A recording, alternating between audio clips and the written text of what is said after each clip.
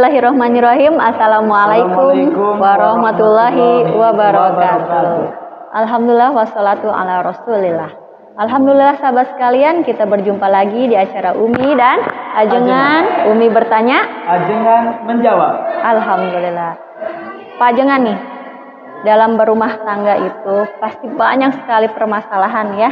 Itu ya, ada yang ya mungkin tidak akan pernah, ada yang tidak melalui permasalahan, pasti ada. Sunatullah ya. Gitu. Hanya ada yang bertanya ini dari Ibu Aisyah di Bandung. Jadi katanya setiap kali bertengkar suaminya itu suka mengancam. Dia bertengkar, saya ceraikan kamu. Mengancam cerai. Ya? Iya, mengancam cerai. Itu bagaimana sikap Bu Aisyah menghadapi suaminya yang selalu mengancam cerai? Itu bagaimana? Iya. Terima kasih Bu Aisyah di Bandung, pertanyaan yang bagus karena tidak sedikit memang ada suami karena sok merasa jadi suami yang punya hak prerogatif ya untuk menceraikan gitu ya, untuk tolak, akhirnya sering mengancam istrinya dengan talak. Ini harus disampaikan wabil khusus kepada bapak-bapak tentunya ya. Setidaknya saya sampaikan dulu karena Bu Aisyah yang bertanyanya. Setidaknya sikap Bu Aisyah ada 5. Yang pertama muhasabah. Artinya apa? Jangan-jangan memang ya kitalah pemicunya. Ya kan tadi tidak disebutkan ya pemicu kenapa suami ngancam cerainya.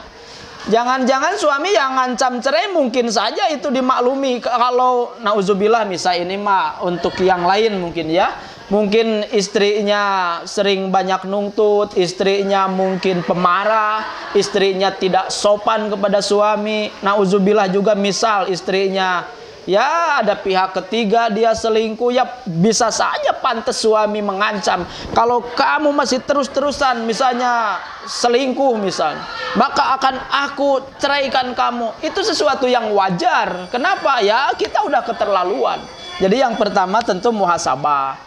Hanya kalau ternyata hasil muhasabah kata Bu Aisyah, Ustadz saya mah biasa-biasa aja, hanya piring pecah, hanya saya minta untuk beli beras, tapi ternyata malah dia marah dan ngancam cerai. Hal-hal yang sepele sebenarnya ya, itu baru masuk yang kedua. Sampaikan kepada suami, bahaya bicara-bicara cerai itu. Kenapa? Karena kalau banyak berbicara tentang cerai, bisa jadi cerai itu jatuh di suatu ketika. Karena Rasulullah SAW bersabda, ya salasun jidduhuna jiddun wahizluhuna jiddun an-nikah wat-tolak war-raj'ah. Ada 3 yang main-mainnya itu dianggap benar, apalagi benernya. Ya apa itu? An-nikah, 1 nikah, yang keduanya tolak, cerai. Maka itu main-main saja, ancaman-ancaman saja bisa jadi itu ya jadi cerai. Dan yang ketiga rujuk gitu. Jadi hati-hati. Jadi ingatkan kepada suami jangan asal-asalan bicara cerai.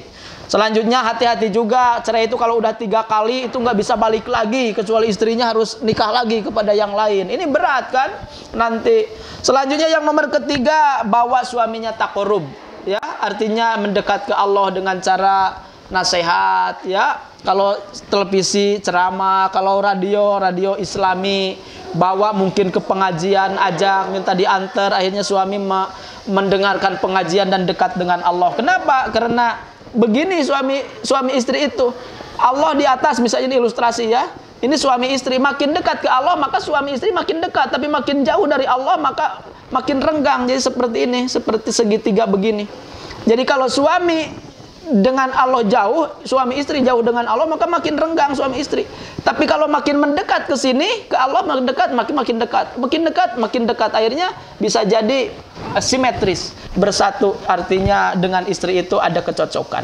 Selanjutnya yang ketiga, jangan pancing amarah, karena suami ngancam cerai itu tentu tidak ada asap kalau tidak ada api, tentu ada apinya. Ya kita jangan sampai memancing suami marah yang akhirnya keluar kalimat-kalimat cerai. Dan yang kelima, doakan supaya suami hatinya lembut, diberi hidayah, diberi pemahaman untuk tidak gampangan cerai.